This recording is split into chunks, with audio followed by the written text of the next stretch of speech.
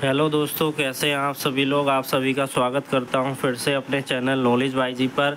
Guys, आज हम इस वीडियो में कुछ इम्पोर्टेंट एमसीक्यू को डिस्कस करेंगे जो आपके AIB 19 के एग्ज़ाम के लिए इम्पोर्टेंट है। आप सभी को ये तो पता चल ही गया होगा कि हमारी जो AIB एग्ज़ाम की डेट है उसके रिगार्डिंग एक नया नोटिफिकेशन आया था जिसमें कि हमारा जो एग्ज़ाम है वो एक्सटेंड हो गया है।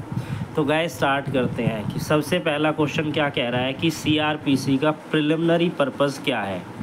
उसका पर्पस क्या ऑफेंस को डिफ़ाइन करना है या क्रिमिनल लॉ में दिए गए प्रोसीजर जो है हमारे उनको बताता है या फिर क्राइम के लिए पनिशमेंट प्रोवाइड करता है या सिविल प्रोसीजर को बताता है। तो जब बात करते हैं CRPC की तो ये बताता है प्रोसीजर के बारे में, यानी कि ट्रायल कैसे चलेगा, कैसे प्रोसीडिंग चलेगी, कैसे अपील फाइल होगी, इन सभी के बारे में जो है आपको CRPC में देखने को मिलेगा, जो कि हमारा नया है BNSS नया जो कानून है उसके अनुसार।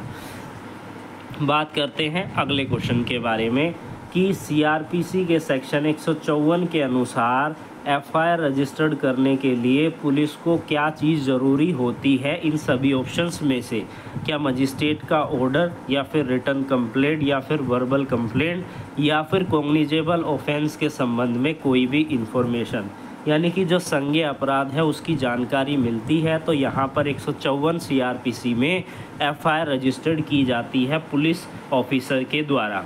यानी section 154 stated that if a police officer receive the information about a cognizable offense, they are required to register a FIR based on that information। यानी उस इंफॉर्मेशन के बेसिस पर जो है वो क्या करेंगे, FIR रजिस्टर्ड करेंगे। अब बात करते हैं अरेस्ट विदाउट वारंट, ये पुलिस को कहाँ पर किस सेक्शन में पावर दी गई है। तो सेक्शन नंबर 41 इससे डील करता है CRPC का। CRPC section 41 outline the circumstance under which A police officer can arrest a person without A warrant in case of A cognizable offences. जो मैं ये क्वेश्चन यहाँ पर डिस्कस कर रहा हूँ इसे आप कंपेयर कर सकते हैं अपने नए एक्ट से, ताकि दोनों के रिवीजन आपके साथ आपकी जो है होती रहे। बात करते हैं अगले क्वेश्चन के बारे में। What is the maximum period for which a person can be detain in a police custody without a magistrate order according to the CRPC। यानी कि मजिस्ट्रेट के ऑर्डर के अलावा पुलिस कस्टडी में कितने समय तक उसे रखा जा सकता है किसी भी पर्सन को।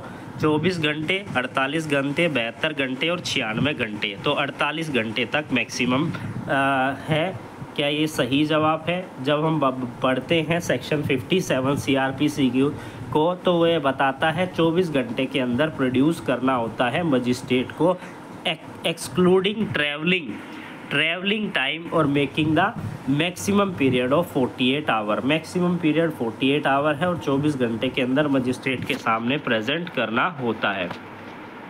बात करते हैं अगले क्वेश्चन के बारे में।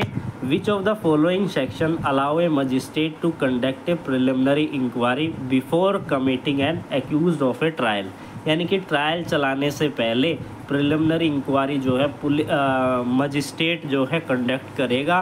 तो किस सेक्शन में करेगा? जो सेक्शन नंबर 207 के अंदर 209 के अंदर Section 209 provide a magistrate to conduct a preliminary inquiry in certain cases before committing an accused for a trial. बात करते हैं अगले क्वेश्चन के बारे में। एंटीसिपेटरी बेल से रिलेटेड CRPC का कौन सा प्रोविज़न है? सेक्शन 438, जिसे हम एंटीसिपेटरी बेल के नाम से जानते हैं, और इसमें हम एंटीसिपेटरी बेल लेते हैं। यानी कि अरेस्ट होने का आपको डर है तो आप एंटीसिपेटरी बेल जो है ले सकते हैं इस पर्टिकुलर सेक्शन के अंदर।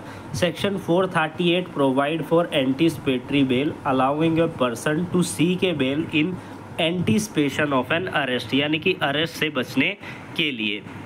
बात करते हैं अगले क्वेश्चन के बारे में कि CRPC के अंदर पब्लिक प्रोसिक्यूटर को डिफाइन किया गया है, तो क्या उसका रोल होता है?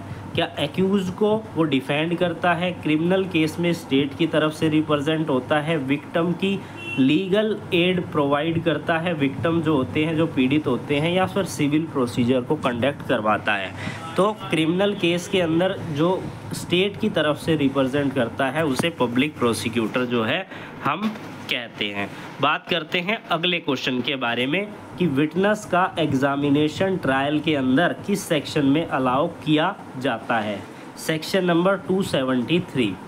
मैं आप सभी से ये कहना चाहता हूँ, अगर किसी भी क्वेश्चन में आपको डाउट है, आपको लग रहा है इसका कोई दूसरा ऑप्शन सही है, तो उसे आप करेक्ट कीजिए ताकि दूसरे स्टूडेंट उसको गलत याद ना करें।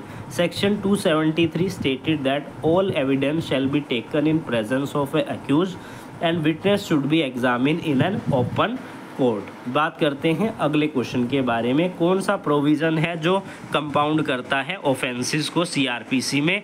तो ये है हमारा 320 के अंदर कंपाउंडेबल ऑफेंसेस की लिस्ट जो है आपको देखने को मिलेगी। बात करते हैं अगले क्वेश्चन के बारे में, सीआरपीसी में कौन सा इन सभी में से ग्राउंड नहीं है। किसके लिए? कन्विक्शन के अगेंस्ट अपील के लिए। वोलेशन of A procedure, insufficient evidence, personal bias of the जज, डिसएग्रीमेंट विद द लॉ। तो फोर्थ ऑप्शन इसका करेक्ट आंसर है। While the other option can be granted for an appeal, merely disagreement with the law itself is not a valid legal ground for appeal a conviction। तो guys आज हमने इस video में कुछ important questions को discuss किया।